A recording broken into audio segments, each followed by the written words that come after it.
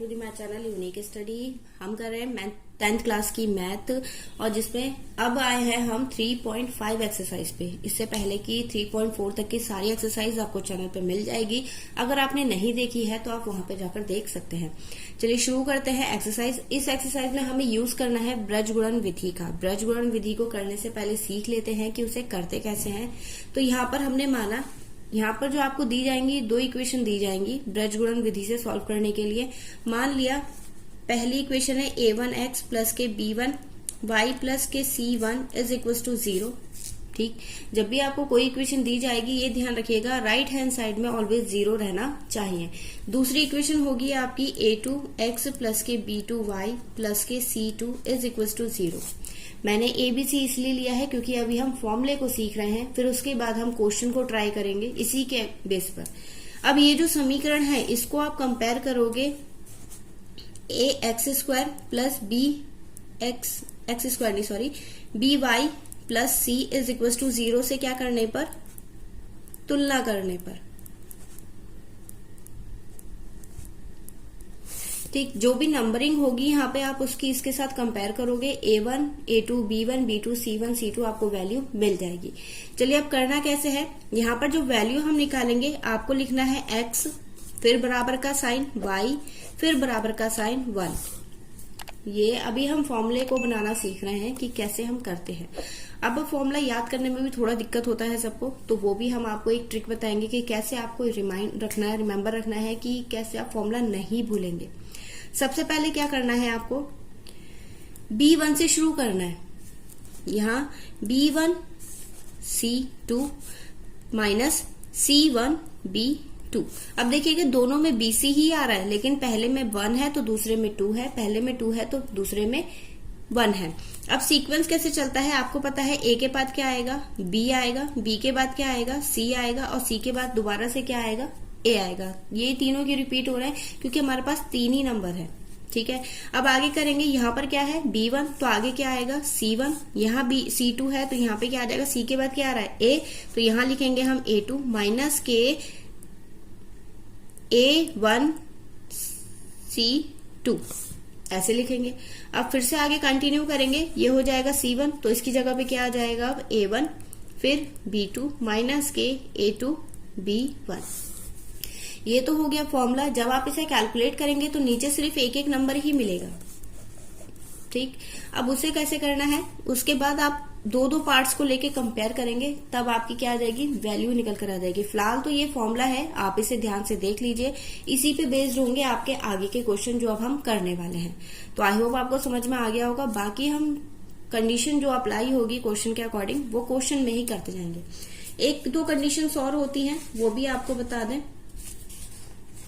देखिए, जब भी हम किसी भी समीकरण का ग्राफ बनाते हैं तो उसमें 3 कंडीशन अप्लाई होती है। कैसी कंडीशन होती है, एक कंडीशन तो ये रहती है कि जब वो एक दूसरे को काट देते हैं, इस कंडीशन को हम कहते हैं प्रतिच्छेद।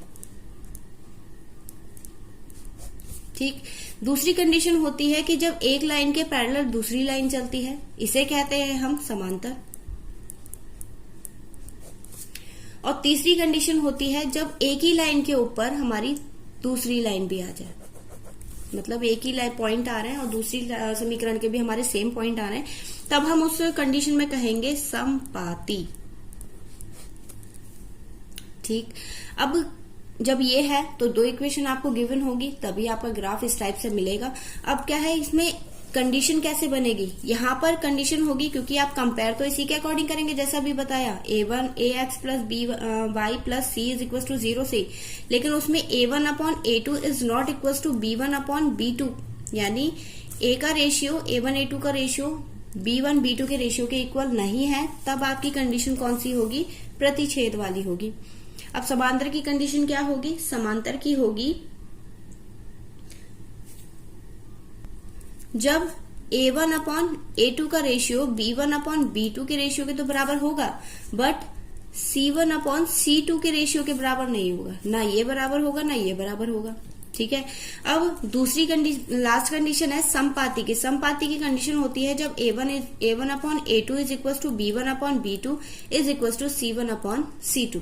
जब तीनों की तीनों वैल्यूज बराबर होंगी तब हमारी क्या होगी, वो समपाती की कंडीशन बैठेगी। अब एक कंडीशन और बता दें आपको, जब लाइनें एक दूसरे को टच करती हैं, चाहे वो क्रॉस में करें या फिर एक दूसरे के ऊपर आके करें, चाहे क्रॉस में करें चाहे एक दूसरे के ऊपर आके करें, तब ये संगत कंडीशन कहलाती है। ये भी संगत होगा और ये भी संगत होगा। क्यों? क्योंकि ये एक दूसरे को टच कर रही हैं। अब जो टच ही नहीं कर रही तो वो संगत कहां से होगी, ये हो जाएगी हमारी क्या, असंगत। ये आपको पूरा कॉन्सेप्ट मैंने बता दिया। अब इसी से रिलेटेड आपके सारे क्वेश्चंस होंगे। तो चलिए अब एक्सरसाइज देखते हैं कि एक्सरसाइज में क्या क्वेश्चंस है। एक लास्ट कंडीशन और बता दें आपको, ताकि आगे चल के आपको दिक्कत ना रहे। प्रतिच्छेद वाली जो कंडीशन है इसमें आपको एक ही वैल्यू मिलेगी एक्स की और एक ही वैल्यू मिलेगी किसकी, वाई की। यहां पर जो कंडीशन कहलाएगी ये कहलाएगी अद्वितीय हल। अद्वितीय हल, ठीक। यानी आपको इसमें बता दिया आपको मैंने कि x की एक ही वैल्यू, y की एक ही वैल्यू मिलेगी। फिर दूसरी कंडीशन हमारी समांतर की है। समांतर में अगर कोई कंडीशन बैठ रही है तब उसका कोई हल संभव नहीं है, कोई हल नहीं है उसका, क्योंकि जब वो टच ही नहीं कर रही तो वैल्यू की मिलेगी कहां से, ठीक है। तीसरी कंडीशन होती है हमारी समपाती की। समपाती की कंडीशन में जो हमारी वैल्यूज मिलेंगी वो होगा अपरिमित रूप से, परिमित रूप से अनेक हल। अब अनेक हल क्यों मिलेंगे भाई, अनेक हल इसमें क्यों नहीं मिल रहे, क्योंकि इसमें जो लाइन है वो एक बार क्रॉस कर रही है। अब इसमें मैंने आपको बताया कि एक लाइन के ऊपर दूसरी लाइन आ रही है तो वो बहुत जगह टच करेगी, और जितनी जगह टच करेगी उतनी जगह हमें क्या मिलेंगी, वैल्यूज मिलेंगी। इसलिए समपाती की कंडीशन में अपरिमित रूप से अनेक हल बनेंगे और समपाती की कंडीशन में कोई हल नहीं बनेगा, जस्ट बिकॉज ये एक दूसरे को कभी टच नहीं करेंगी। जैसे आप रेल की पटरी मान लीजिए, रेल की पटरी सीधी सीधी सीधी सीधी सीधी जा रही है, वो कभी टच नहीं होंगी, तो उसी कंडीशन पे है कि उसका कोई हल नहीं होगा। चलिए अब एक्सरसाइज देखते हैं। एक्सरसाइज में क्या क्वेश्चंस हैं। देखिए पहला क्वेश्चन क्या दे रखा है 3.5 का, निम्न रैखिक समीकरणों के युग्म से किसका एक अद्वितीय हल है, ठीक, किसका कोई हल नहीं है या किसके अपरिमित रूप से अनेक हल है। अद्वितीय हल की स्थिति में उसे व्रज गुणन विधि से ज्ञात कीजिए। यानी जिस भी कंडीशन में आपके अद्वितीय हल की कंडीशन बैठेगी आपको सिर्फ उसे ही आगे सॉल्व करना है। तो चलिए कैसे सॉल्व करेंगे देख लेते हैं इसे। देखिए पहला क्वेश्चन क्या है, 3x माइनस के 3y minus 3 is equal to 0 और 3x minus 9y minus 2 is equal to 0। तो हमारा ऑलरेडी इधर 0 दे रखा है, हमें कुछ नहीं करना है, सिर्फ इसे कंपेयर करना है। किसके साथ कंपेयर करेंगे, a सोल्यूशन हो गया ये, ax plus by plus c is equal to 0 से क्या करने पर, तुलना करने पर। जब तुलना करेंगे, क्योंकि यहाँ पे दो वैल्यू है, आपको बताया था पहली वाली इक्वेशन की जितनी वैल्यू होगी उसे हम 1 में काउंट करेंगे, दूसरी वाली इक्वेशन को किस में काउंट करेंगे, 2 में काउंट करेंगे। तो यहाँ लिखेंगे a1 की वैल्यू कितनी है 1, यहाँ कोई नंबर नहीं है तो 1 एटलीस्ट होता ही है, तभी x यहाँ पर उपस्थित है, ठीक है। b1 की वैल्यू कितनी हो जाएगी 3, नहीं, माइनस के 3, जो भी साइन होगा वो उसका अपना साइन है, ठीक है, माइनस के 3। और c1 की वैल्यू कितनी हो जाएगी -3, यस। a2 की वैल्यू कितनी हो जाएगी 3, b2 की वैल्यू कितनी हो जाएगी -9 एंड c2 की वैल्यू कितनी हो जाएगी -2। ये तो वैल्यूज निकल गई। अब इसमें कह रखा है कि हमें इसे चेक करना है कि कंडीशन बैठ कौन सी रही है। तो सबका पहले हम रेशियो निकाल लेते हैं, यानी a1/a2 is equal to b1/b2।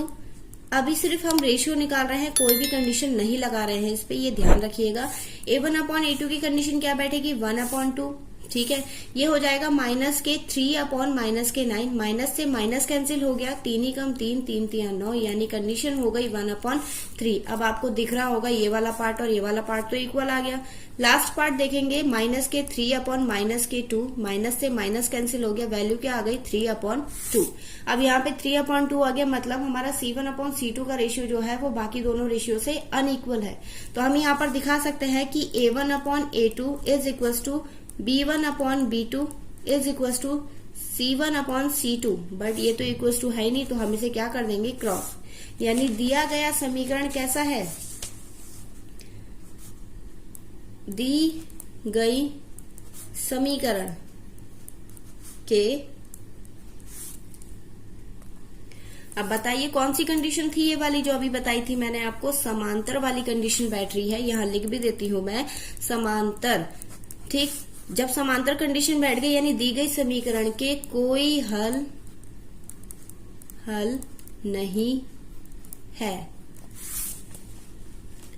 इस तरीके से आपको क्वेश्चन करना है, पूरा तरीका भी इसी टाइप से यूज करना है आपको। अगर आप इस तरीके से करते हैं तो आपके नंबर कहीं नहीं जाएंगे। चलिए नेक्स्ट क्वेश्चन देखेंगे। नेक्स्ट क्वेश्चन क्या है हमारा, क्या दे रखा है next question, 2x plus y is equal to 5 and 3x plus 2y is equal to 8।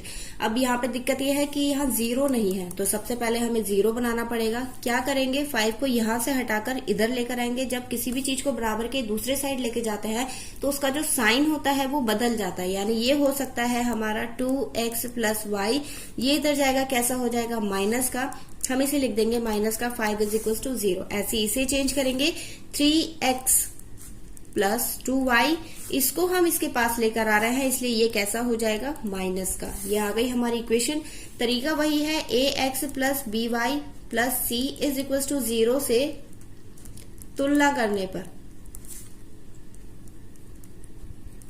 जब तुलना करेंगे तब क्या होगा, यहाँ पर a1 वैल्यू कितनी है हमारी 2, b1 वैल्यू कितनी है 1, c1 वैल्यू कितनी है माइनस के 5। आई होप अब आप ये वैल्यूज लेने में गड़बड़ नहीं करेंगे।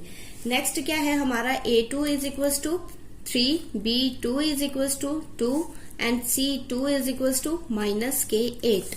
ये हो गया। अब क्या करेंगे, हम इसे आगे सॉल्व करेंगे, यानी कंडीशन बताएंगे कि कौन सी कंडीशन बन रही है। a1 अपॉन a2 कितना आ गया हमारा 2 अपॉन 3, कटेगा नहीं यानी 2 अपॉन 3 ही रहेगा। फिर b1 upon b2 is equal to 1 upon 2, तो ये भी नहीं कटेगा, ये ऐसे ही रहेगा। Then c1 upon c2 is equal to minus के 5 अपॉन माइनस के 8। माइनस से माइनस कैंसिल हो गया, वैल्यू कितनी आ गई 5 अपॉन 8। फिलहाल तो हमें यहाँ पर दिख ही गया था कि ये दोनों वैल्यू अनइक्वल है, दैट्स वाई हम इसको नहीं भी करेंगे तब भी चल जाएगा। अब यहाँ पर लिख देंगे a1 upon a2 is equal to b1 upon b2, but ये इक्वल नहीं है तो इसलिए हम इसको कट कर देंगे। कौन सी कंडीशन बैठ रही है, ये प्रतिच्छेद वाली, और प्रतिच्छेद वाली के क्या है, अद्वितीय हल है, अद्वितीय हल। ठीक, अद्वितीय हल आ गया, मतलब अब हमें इसे आगे सॉल्व करना पड़ेगा। तो चलिए शुरू करते हैं इसे आगे सॉल्व करना। देखिएगा यहाँ पर मैंने a1, a2, b1, b2, c1, c2 की वैल्यूज लिख रही हैं। अब हमें वैल्यू निकालनी है, तो क्या तरीका बताया था, फॉर्मूला क्या होता है, x upon y upon and 1 upon, ये हो जाएगा b1 अपॉन c2, वो b1 into c2 minus c1 into b2। यहाँ पर हो जाएगा c1 a2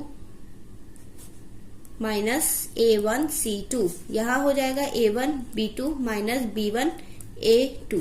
ये तो हमारा फॉर्मूला हो गया। अब इसी फॉर्मूले के अकॉर्डिंग हम वैल्यूज रखेंगे। ये ध्यान रखिएगा, आप जब भी हर क्वेश्चन करेंगे, हर क्वेश्चन में आप फॉर्मूला जरूर लिखिए जिससे आपको ये याद हो जाए अच्छे से। अब यहाँ पर वैल्यूज लगाएंगे, x अपॉन b1 की वैल्यू कितनी है, ये है 1 इंटू c2 की वैल्यू माइनस 8, ठीक, माइनस के c1 यानी माइनस 5 इंटू 2, ये वैल्यू आ गई। फिर हम यहाँ पर लिखेंगे y अपॉन c1 की वैल्यू है 5 माइनस के इंटू a2 की वैल्यू कितनी है 3 एंड माइनस a1 की वैल्यू 3 वो 2 इंटू c2 की वैल्यू माइनस 8। 1 अपॉन a1 की वैल्यू 2 इंटू 2 माइनस 1 इंटू 3, ऐसे करके लिख सकते हैं। चलिए इसे आगे कैलकुलेट करते हैं। अब x अपॉन कितना हो जाएगा माइनस 8, यहाँ पर हो जाएगा माइनस माइनस प्लस, 5 दूनी 10। y अपॉन कितना हो जाएगा माइनस के 15, ये माइनस माइनस प्लस हो जाएगा फिर से, 8 दूनी 16, यहाँ पर कितना आ जाएगा 4 माइनस 3। अब फिर से इसे माइनस प्लस कर देते हैं जल्दी से, यहाँ हो जाएगा क्योंकि 10 माइनस 8 हो रहा है तो ये हो जाएगा 2 कैसा हो जाएगा प्लस का, जस्ट बिकॉज 10 हमारा बड़ा है और कैसा है प्लस का है। यहाँ पर is equal to y upon 16 में से 15 जाएंगे 1 बचेगा, ये भी प्लस का क्योंकि 16 बड़ा है हमारा, और यहाँ पर 1 अपॉन 1 यानी 4 माइनस 3 1 4 बड़ा है इसलिए प्लस का। अब क्या करना है, अब तो हमें मिल गया x/2 is equal to y/1 is equal to 1/1। अब आगे कैसे कैलकुलेट करेंगे, तो आपको करना यह है, इसको हम फर्स्ट मानते हैं, इसको सेकंड और इसको थर्ड, क्योंकि हमें एक एक की वैल्यू निकालनी है। इसलिए आप यहाँ पर 1 दिख रहा है आपको, कोई अल्फाबेट नहीं है, यहाँ पर x और y है, तो आपको करना क्या है, पहले x को 1 के साथ कंपेयर करना है, फिर y को 1 के साथ कंपेयर करना है, मतलब सेकंड को थर्ड पूरे के साथ कंपेयर करना है एंड फर्स्ट वाले को भी थर्ड के साथ कंपेयर करना है। तो यहाँ पर लिखेंगे हम फर्स्ट एंड थर्ड, यहां पर लिख देंगे हम सेकंड एंड थर्ड। आप अगर अलग अलग भी लिख सकते हैं, मैंने एक ही उसमें लिख दिया है ताकि इजीली समझ लें आप। यहां पर लिखेंगे x/2 is equal to 1/1। x क्योंकि नीचे का 1 नहीं कैलकुलेट होता है, आप उसे मान नहीं सकते, छोड़ भी सकते हैं। 2 1 के साथ मल्टीप्लाई में जाएगा, x की वैल्यू कितनी मिल गई हमें 2। ऐसे इसको कंपेयर करेंगे y/1 इज इक्वल टू 1/1, 1 हट जाएगा नीचे का, ये वाला 1 यहां चला जाएगा, मल्टीप्लाई होकर 1 ही आना है, तो y की वैल्यू कितनी आ गई 1। तो ये है इसके करने का तरीका। चलिए आगे देखते हैं, आगे क्या है। देखिए क्वेश्चन क्या है, थर्ड वाला हमारा 3x माइनस के 5y इज इक्वल टू 20 दे रखा है, तो ऑब्वियसली बात है यहाँ पर 0 नहीं है, हमें 0 बनाना पड़ेगा। क्या लिखेंगे हम इसे, 3x minus 5y minus 20 is equal to 0, और इसको लिख सकते हैं 6x माइनस 10y माइनस के 40 इज इक्वल टू 0। अब क्या होगा, वही कंपेयर करेंगे, ax plus by plus c is equal to 0 से तुलना करने पर। जब तुलना करेंगे तब क्या हो जाएगा, a1 की वैल्यू b1 की वैल्यू a2 की वैल्यू मिलेगी आपको, b1 और b2 की वैल्यू, देन c1 और c2 की वैल्यू। अभी हम वैल्यू अलग अलग है, हमने अभी रेशियो नहीं निकाला है। वैल्यूज a1 की कितनी है 3, इसकी -5 -20, इसकी क्या हो जाएगी 6 -10 -40, यही हो जाएगी वैल्यू। बस अब इसमें क्या लगाना है, हमें वैल्यू बतानी है कि किस में बैठेगा ये। तो a1 रेशियो निकाल लीजिए, a1/a2 is equal to 3/6, cut कर कितना आ जाएगा 1/2। ऐसे ही b1/b2 कितना आ जाएगा, माइनस के 5 माइनस के 10, माइनस से माइनस कैंसिल हो गया, क्या आ जाएगा 5 कम 5 5 दूनी 10 यानी 1/2। c1/c2 कितना आएगा, माइनस के 20 माइनस के 40, कट कर माइनस से माइनस कैंसिल हो गया, यहाँ पर हो जाएगा 1/2। अब आप देख सकते हैं सारी वैल्यूज कैसी आ रही है हमारी, सेम आ रही हैं, तो हम इसे लिख सकते हैं a1/a2 is equal to b1/b2 is equal to c1/c2। ये किसकी कंडीशन हो गई हमारी, समपाती की, इसलिए अपरिमित रूप से अनेक हल, अपरिमित रूप से अनेक हल। तो यानी अपरिमित रूप से अनेक हल आ गया। हमें जो आगे सॉल्व करना था सिर्फ अद्वितीय हल वाला सॉल्व करना था, तो हम इसे भी सॉल्व नहीं करेंगे, इसे भी यहीं पे छोड़ देंगे। चलिए नेक्स्ट क्वेश्चन देखते हैं, नेक्स्ट क्या है हमारा। देखिए फर्स्ट का फोर्थ पार्ट क्या है हमारा, इक्वेशन दे रखी है x माइनस के 3y माइनस के 7 is equal to 0 and 3x minus के 3y माइनस के 15 इज इक्वल टू 0। वही करना है जो अभी तक कर रहे थे, ax plus by plus c is equal to 0 से तुलना करने पर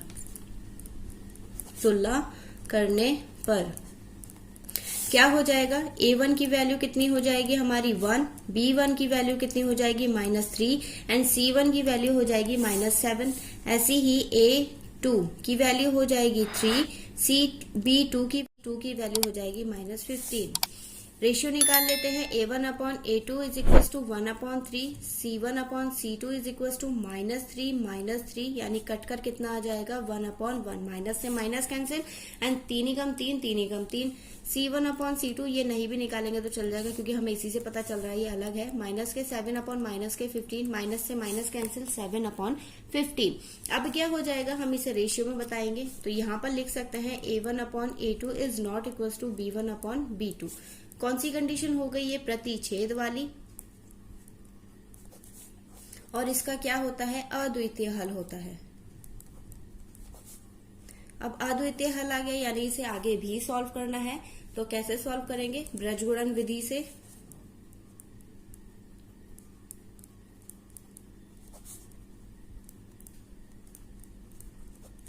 देखिए जब ब्रजगुणन विधि से जब हम करेंगे तो यहाँ पर मैंने आपको वैल्यूज लिख दी हैं ताकि हमें ऊपर बार बार ना देखना पड़े।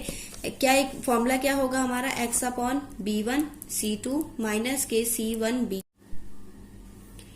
देखिए क्या हो जाएगा, y upon c1 a2 minus a1 c2। यहाँ पर लिखेंगे a1 b2 minus b1 a2।